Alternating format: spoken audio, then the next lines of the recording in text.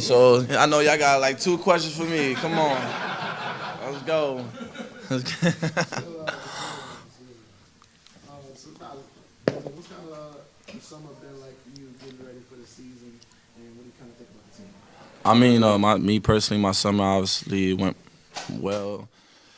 I just got played basketball, getting better, getting my body right, getting in the weight room more to try to stay as healthy as I can. That's one of my goals is play a lot of a lot of games this year, and or at least stay healthy for all of them. So that's main thing my goal, and then the team. I think I think we got a good mix, of a lot of players with different talent that's going to be on the court, and it's going to be great. It's going to be great for everybody. We saw you kind of take the hard fall with Puerto Rico. How you feeling coming over there? I'm great. Obviously it was scary for me, and being out in another country getting hurt that bad, it was probably not the best feeling either at that point either. So, but when I got back, everybody took care of me.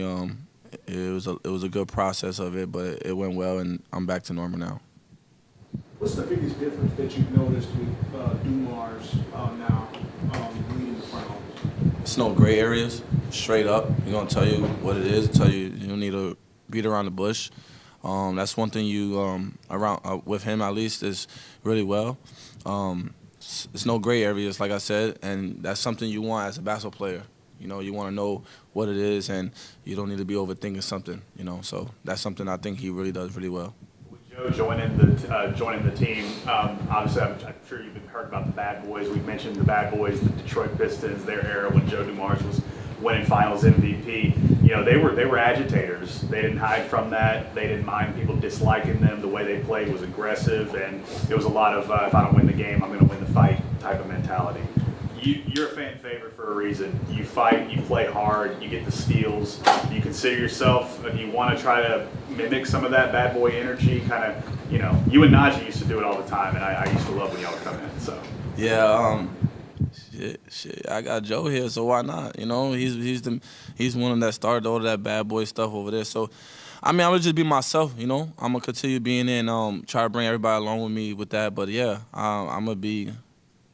I ain't gonna say a bad boy, but I'm gonna be aggressive and be Jose, and try to mess up the game as much as I can, at least for the opponents.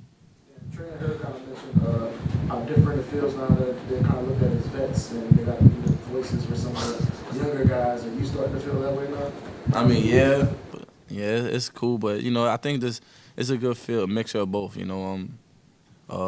We got actually these guys that's coming in. Obviously, the rookie class, they good. Like they gonna have it. They gonna be fried. They got guys like us to hold them down, but they gonna carry themselves very well too. So yeah, I mean a vet here, I guess. Yeah.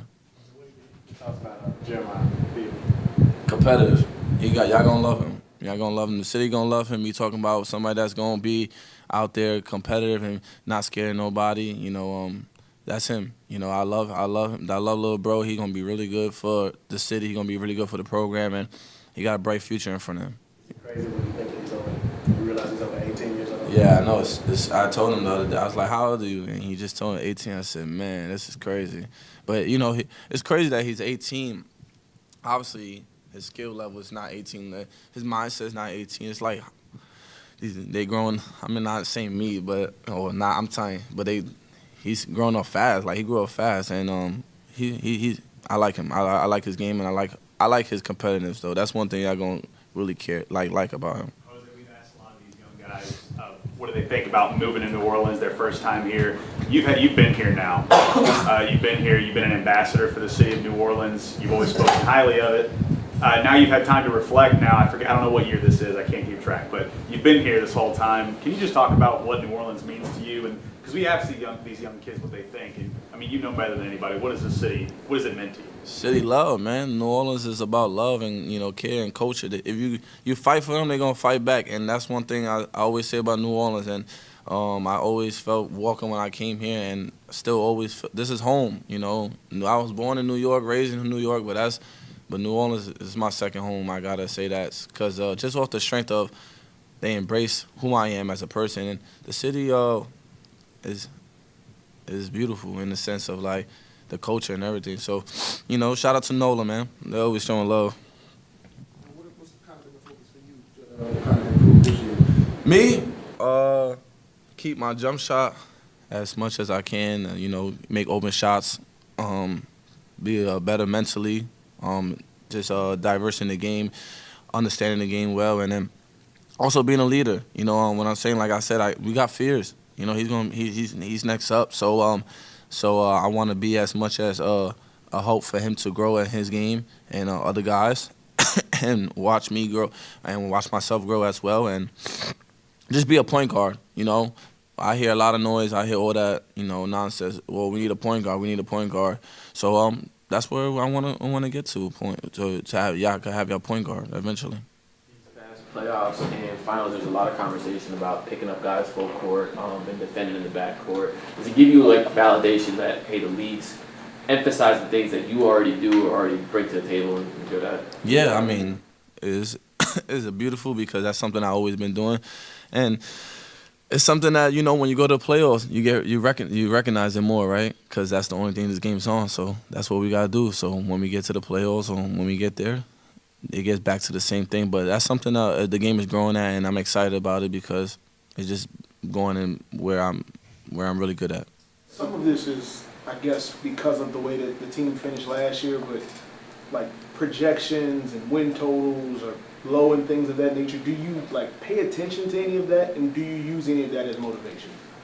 Motivation? I don't need them. We don't need that for motivation. But we hear it. I tell everybody we could hear it, but don't listen to it, because they either gonna say when we do good, they're gonna say, "Oh, we could have saw that," and if we do bad, they're gonna say we told you so. So it's more you could hear it and keep it in the back of your mind in the sense of that, because when we start doing well and doing good, those same people is gonna be like, "Oh, we saw that. That team is pretty decent enough to do that." So I try to tell them not to listen to it. Cool to whatever they want to say, how cliche, whatever. But I don't think the locker room feel like that. I don't think the front office feel like that. I don't think nobody in this building feel like that. So, yeah, last year was obviously a terrible year, but injury-wise. But we ain't worried about that. We came here to play. We came here to win.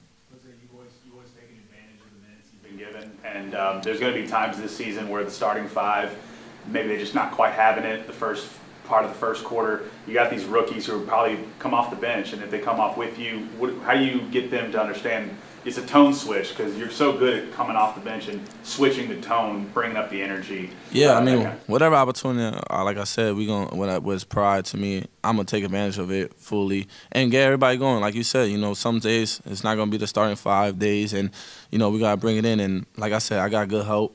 I had help my rookie year too, my second year. So I got good help on the bench with me. So yeah, we're gonna take advantage of every minute we can and change the tempo of the game for sure. You're feisty, and you're not going to embrace the dirty work and stuff. Was there a player that you model your style after? Model my style? Nah, I just looked up to my dad. My dad, I seen him work so hard his whole life. He's still to this day. So I'm not necessarily a basketball player that modeled me, I model my game after. It's just I saw somebody that I really love struggle and still work hard every day and continue to grind it out. So I guess that's where I get my little grits from. And my family is the most important thing to me. So yeah, that's where I get my grits from, not really from a player. Good. Appreciate it.